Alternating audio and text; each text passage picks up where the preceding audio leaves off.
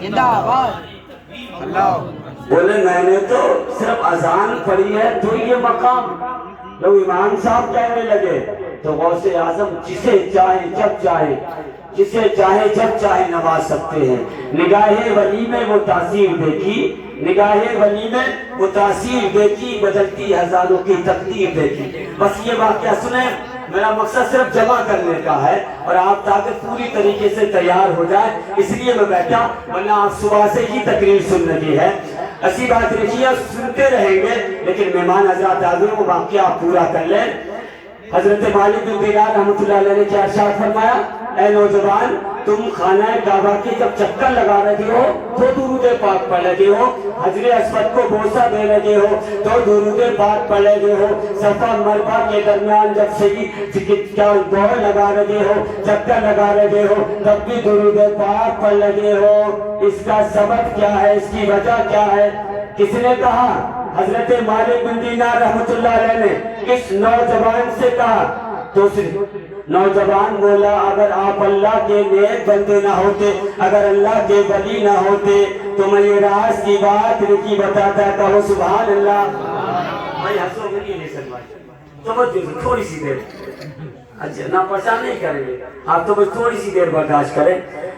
تو مالک بن دینار رحمۃ اللہ علیہ سے اس نوجوان نے کہا, اگر آپ واقعی اللہ والے نہ ہوتے, اللہ کے ولی نہ ہوتے تو یہ راز کی بات آپ کو نہیں بتاتا.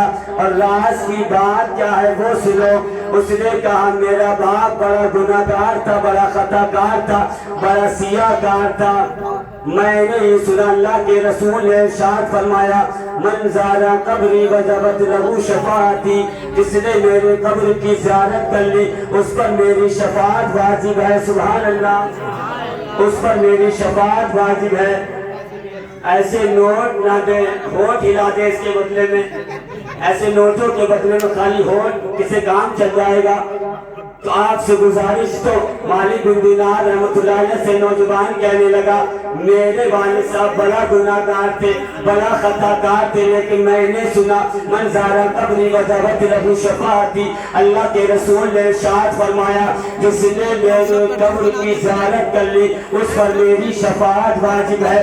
اور ہم نے یہ بھی سنا ہے, جو ایک بار حج کرنے چلا جاتا ہے, جب حج سے لوٹ کر آتا ہے تو گناہوں سے ایسا پاک ہو جاتا ہے جیسے ابھی دنیا میں آیا ہو. گناہوں سے ایسے پاک ہو جاتا ہے, لیکن اس کے بعد اگر وہ نیک عمل کرے گا تو ویسا ہی رہے گا, اور اگر گناہ کرے گا تو نامہ عمل میں گناہ ہی لکھے جائیں گے. تو بولے, میرے باپ بڑا گناہ گار تھے, بڑے خطا کار تھے, میں نے سوچا انہیں خانہ کعبہ کی زیارت کرا دی جائے, انہیں حج کرا دیا جائے. میں نے اپنے والد صاحب سے کہا, چلو حج کرنے کے لیے چلتے ہیں. والد صاحب تیار ہو گئے, میں اور میرے والد صاحب دونوں حج کرنے کے لیے تشریف لا رہے تھے. جب ایک دن کا سفر باقی رہ گیا, میرے والد صاحب کا انتقال ہو گیا. بے شک سبحان اللہ, میرے والد صاحب کا انتقال ہو گیا. اب میں نے دیکھا کہ امت خضرا کو دیکھنے سے پہلے, حجر اسود کو بوسہ دینے سے پہلے, خانہ کعبہ کی صحیح کرنے سے پہلے میرے والد صاحب دنیا سے چلے گئے. اب اس نے قبر کھودنے کی تیاری کر دی, کپڑے سے اپنے والد صاحب کا چہرہ چھپا دیا. جب دوبارہ ہٹا کر دیکھا تو یہ عجیب منظر تھا. اس کے والد صاحب کا جسم تو انسان کا تھا لیکن شکل گدھے کی بن گئی تھی. اللہ, یعنی شکل گدھے کی اور پورا جسم انسان کا ہونے لگا. ظاہر سی بات ہے, اگر اسی درمیان کوئی دیکھنے آ جائے تو لوٹ کر چلا جاتا. یہ سمجھتا کہیں ایسا نہ ہو اس کی وجہ سے ہم بھی گرفت میں آ جائیں, ہم بھی اسی بوال میں پڑ جائیں. تو کوئی میرے باپ کے جنازے میں نہیں آئے گا, کوئی شرکت نہیں دے گا, کوئی چہرہ دیکھنا پسند نہیں کرے گا. اتنا کہنا تھا, باپ کے چہرے کو ڈھک دیا, قبر کھودنے لگا, کھودتا جاتا, آنکھوں سے آنسو جاری تھے, کھود رہا تھا اور رو رہا تھا. آخر کا تنہا تھا, قبر کھود رہا تھا. جب تھک جاتا تو بیٹھ جاتا, پھر تھک جاتا. آخر کار جب آخر میں تھک کر بیٹھ گیا, جیسے کہ بیٹھنا تھا, نیند آ گئی. نیند میں اس خواب میں کیا دیکھتا ہے, ایک نورانی چہرے والے ایک نورانی چہرے والے تشریف لائے اور انہوں نے دیکھا کہ نورانی چہرہ ہے، ہاتھ بھی نورانی ہے، تو انہوں نے آ کر جیسے کہ اس کے باپ کے چہرے سے کپڑا ہٹایا، کپڑا ہٹا کر جیسے کہ والد کا چہرہ دیکھتے ہیں تو کیا دیکھتے ہیں کہ پورا جسم انسان کا ہے لیکن شکل جو ہے وہ گدھے کی بنا دی ہے۔ آخر کار انہوں نے جب دیکھا تو اپنا نورانی ہاتھ اس کے باپ کے چہرے پر پھرا دیا، اس کے باپ کے چہرے پر مسا کر دیا، جیسے کہ اس نورانی ہاتھ کا چہرے پر پھرنا تھا اس سے پہلے وہ آنسو باہر آیا تھا۔ جسم انسان کا تھا، شکل گدھے کی تھی،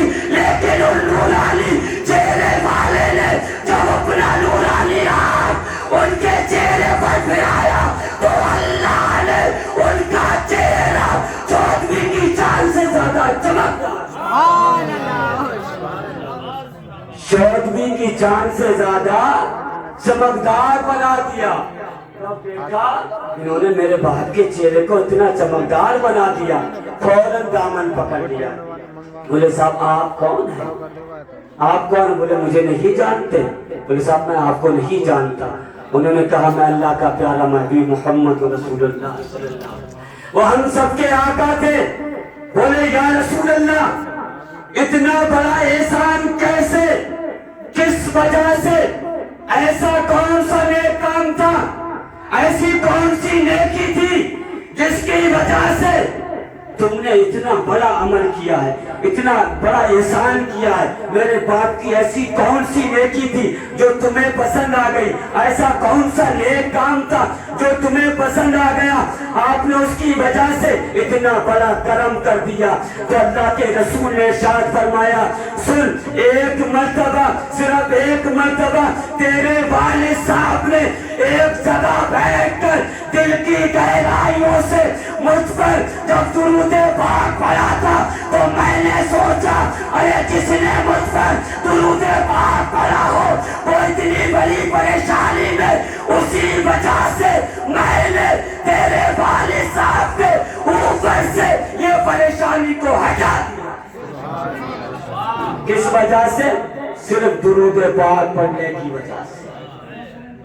کتنا بڑا کرم کیا سرکار نے، صرف ایک مرتبہ درود پاک پڑھا تھا تو نبی نے اس کے چہرے کو، اس کے والد صاحب کے چہرے کو چودھویں کی چاند کی طرح چمکا دیا۔ تو یہ ہے درود پاک کی فضیلت۔ آپ پڑھتے رہیں اور سنتے رہیں، اللہ ہم سب کو اس پر عمل کرنے کی توفیق عطا فرمائے، آمین۔ میرے بولنے میں جو بھی غلطی اللہ معاف فرمائے۔ السلام علیکم ورحمۃ اللہ وبرکاتہ۔ آپ لوگوں کو اور کی بھی سننا ہے، صرف میری ہی نہیں سننا ہے، اور بہت لوگ آئے ہیں۔ السلام علیکم ورحمۃ اللہ وبرکاتہ۔